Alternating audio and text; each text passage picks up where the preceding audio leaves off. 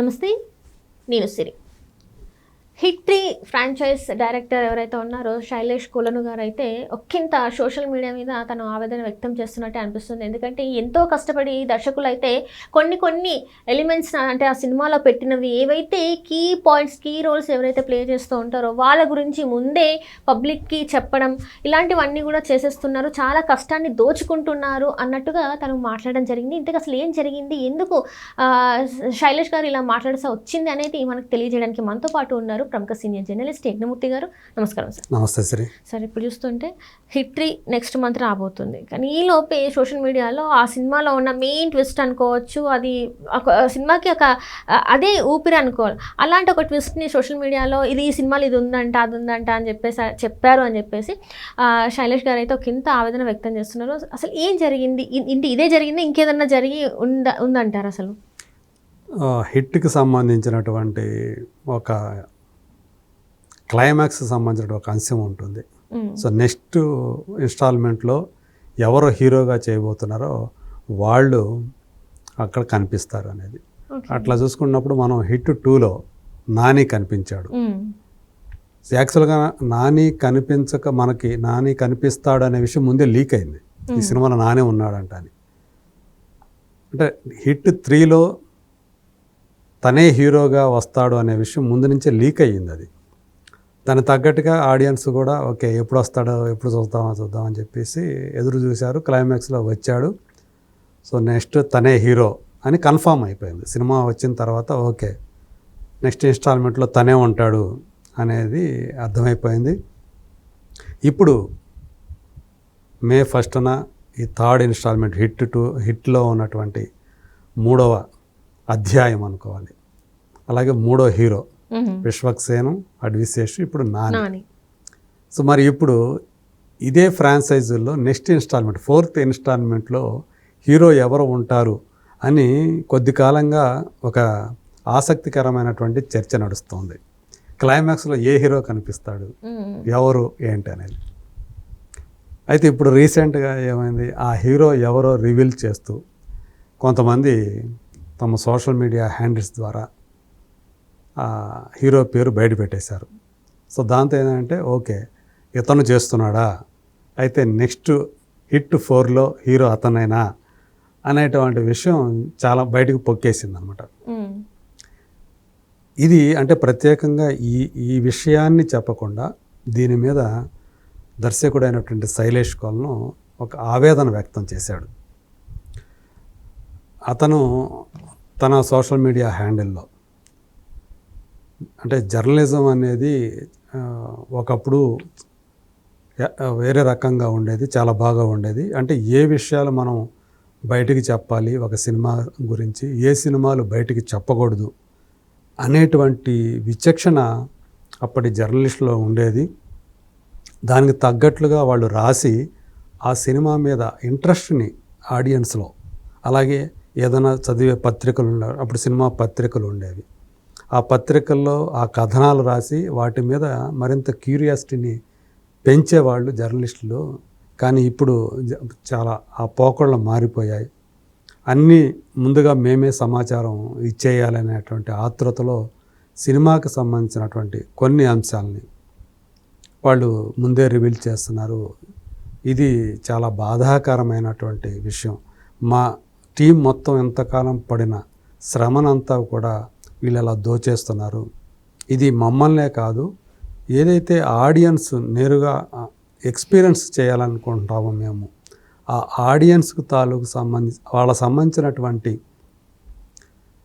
ఆ ఏదైతే కొన్ని అంశాలు ఉంటాయో వాటిని కూడా వీళ్ళు లాగేసుకొని వాళ్ళను కూడా అగౌరవపరుస్తున్నారు ప్రేక్షకుల్ని అని ఆయన తన సోషల్ మీడియా హ్యాండిల్ ద్వారా ఒక ఆవేదన వ్యక్తం చేశాడు. అది నిజానికి సబబే. అంటే మామూలుగా సినిమాకి సంబంధించి మనకు తెలుసు, ఫస్ట్ లుక్ అని ఒకటి వస్తుంది, టీజర్ వస్తుంది, ట్రైలర్ వస్తుంది, పాటలు వస్తాయి, ఇవన్నీ వస్తాయి. ఈవెన్ ఆ సినిమాలో ఎవరెవరు నటించారు ఏంటి అనే విషయాన్ని కూడా పలానా వాళ్ళు నటిస్తున్నారని చెప్పేసి, పలానా యాక్టర్ లేదా పలానా టెక్నీషియన్ ఆన్ బోర్డ్ అని చెప్పేసి వాళ్ళు రివీల్ చేస్తూ ఉంటారు. వాళ్ళు అలా కొన్ని పెట్టుకుంటారు. ఈవెన్ టైటిల్కి సంబంధించి కూడా కొంతమంది టైటిల్ కూడా రివీల్ చేయకుండా పలానా రోజు మంచి రోజు చూసుకొని లేదా ఏదైనా అకేషన్ చూసుకొని అప్పుడు రివీల్ చేద్దామని వాళ్ళు ప్లాన్ చేసి పెట్టుకుంటారు. కానీ ఈ లోపలే ఇది బయటకు వచ్చేస్తుంది, వేరే వాళ్ళు లీక్ చేసేస్తూ ఉంటారు. వాళ్ళు జర్నలిస్టులు కావచ్చు, ఇంకొకళ్ళు కావచ్చు, ఎవరన్నా ఆ సినిమా యూనిట్లోనే ఎవరో ఒకరు ఈ జర్నలిస్టులకు పరిచయమైన వాళ్ళు ఉంటారు, నాకైనా ఉంటారు ఖచ్చితంగా.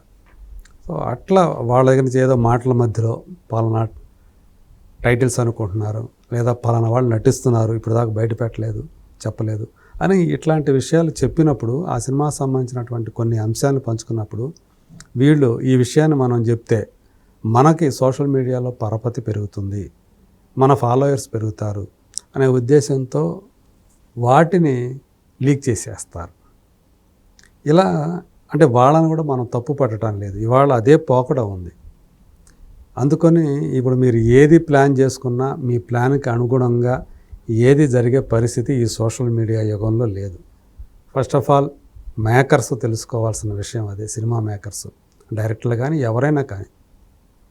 నిజానికి ఇప్పుడు ఆ పేరైతే బాగా విరివిగా వచ్చేసింది కాబట్టి నేను కూడా చెప్పేస్తున్నా, కార్తీ ఈ సినిమాలో నటిస్తున్నాడు అని చెప్పేసి వచ్చింది అది.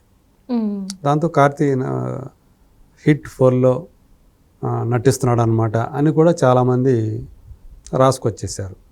సో ఇప్పుడు ఇది నడుస్తూ ఉంది.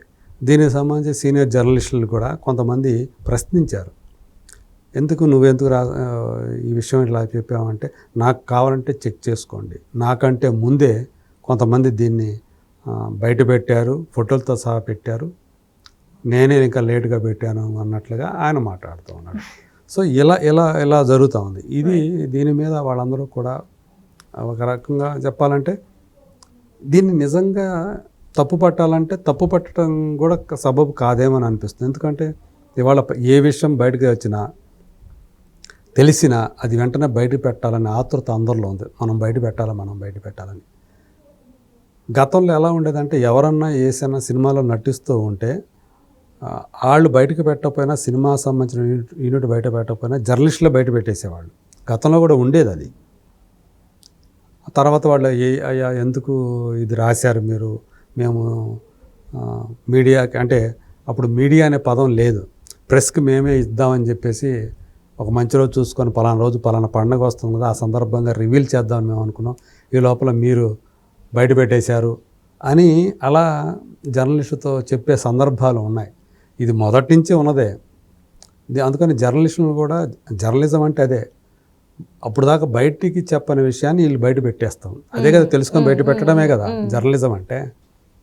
సో ఇక్కడ ఏంటంటే సినిమా వచ్చేటప్పటికి ఇది ఫక్తు వ్యాపారం అయిపోవటం వల్ల ఈ జర్నలిజాన్ని కొంతమంది జీర్ణం చేసుకోలేని పరిస్థితిలో ఉన్నారు. సో మేము ఒక సస్పెన్స్గా ఉంచాలనుకున్న విషయాన్ని వీళ్ళు బయట పెట్టేశారని. నీ ఎంత సస్పెన్స్ ఉన్నా అది పడే మొట్టమొదటి షో వరకే ఉంటుంది ఆ సస్పెన్స్, వెంటనే రివీల్ అయిపోద్దిగా. ఆ తర్వాత షో నుంచి అది ఏమీ సస్పెన్స్ కాదు, అందరికీ తెలుస్తుంది. ఫస్ట్ షో వాళ్ళు వెంటనే పెట్టేస్తారు, స్పాయిలర్స్ గీలర్స్ అని మీరు ఎన్నైనా పెట్టుకోండి. రిలీజ్ అయ్యేంతవరకు కూడా కాదు సార్, థియేటర్లకు వెళ్ళిన తర్వాత వాట్సాప్లో తీసేసి స్టేటస్లు పెడుతూనే ఉంటారు. అంతే, ఇప్పుడు రన్నింగ్ కామెంటరీ ఉంటుంది కదా, ట్విట్టర్ రివ్యూ అని వచ్చినాయి కదా, నిమిషానికి వచ్చేస్తాం. ఎట్లా అంటే సినిమా చూడాల్సిన అవసరం లేదు సార్, ఆ స్టేటస్ చూస్తే సరిపోతుంది, సినిమా మొత్తం ఆ స్టేటస్లోనే ఉంటుంది మొత్తం. అదే అంటే ఆ స్టేటస్లో పెట్టడం కోసం వీళ్ళు సినిమా చూసేటట్టు ఉంటారు. ఆ సినిమాని ఎంజాయ్ చేయడం పక్కన పెట్టేసేసి వీళ్ళు ఎప్పుడు ఏం జరుగుతుంది ఏంటి ఇది పెట్టడానికే చూస్తూ ఉంటారు. సో కొంతమంది చేసే పనులు అలాగే ఉంటాయి. కొంతమంది దానికి ఇప్పుడు స్పాయిలర్స్ అని పేరు పెట్టుకొని ఇచ్చేస్తున్నారు. కానీ ఈ స్పాయిలింగ్ అనేది ఇప్పుడే మొదటి నుంచి ఉందని చెప్పాలి. ఇప్పుడేంటంటే ఇప్పుడు సోషల్ మీడియా యుగంలో ఇది ఎక్కువగా మనకు కనిపిస్తుంది బయటకు, అంతే. సో కాబట్టి ఇప్పుడు మనం వాళ్ళని తప్పు పట్టలేము, వీళ్ళని తప్పు, వాళ్ళేమో చాలా ఏదో మనం సరైన టైంలో చెప్పాలని వాళ్ళు అనుకుంటారు, వాళ్ళకి ఆ ఛాన్స్ ఇవ్వకుండా జర్నలిస్టులు ముందే వాటిని చెప్పేస్తూ ఉంటారు. సో ఇది నడుస్తూనే ఉంటుంది సినిమా వాళ్ళకి జర్నలిస్టులకి అనేది ఎప్పటి నుంచో నడుస్తుంది. సో కాబట్టి ఇప్పుడు శైలేష్ కోల్ని ఏదైతే తన ఆవేదన వ్యక్తం చేశాడో అతని ఆవేదన అర్థవంతమైందే, కానీ అది దాన్ని ఎవరూ కూడా అడ్డు చెప్పలేని పరిస్థితి ఉందని చెప్పాలి. ఎవరికి వాళ్ళు ఒకవేళ ఇది మరీ సినిమాకి నష్టం చేకూరుస్తుంది అనుకునేటువంటి ఏదైనా విషయం ఒకటి వెల్లడైంది అనుకోండి, మీకు తెలిసిందనుకోండి, దాన్ని సాధ్యమైనంత వరకు కూడా మనం కూడా అలా గుంభనంగా ఉంచితేనే, ఆ సీక్రెసీ మెయింటైన్ చేస్తేనే కొంచెం మంచిదని అనిపిస్తూ ఉంటుంది. బట్ అట్లా అని వీళ్ళు చేసే తప్పని మనం వాళ్ళని గట్టిగా నిలదీయాలి. Right thank you so much. Thank you.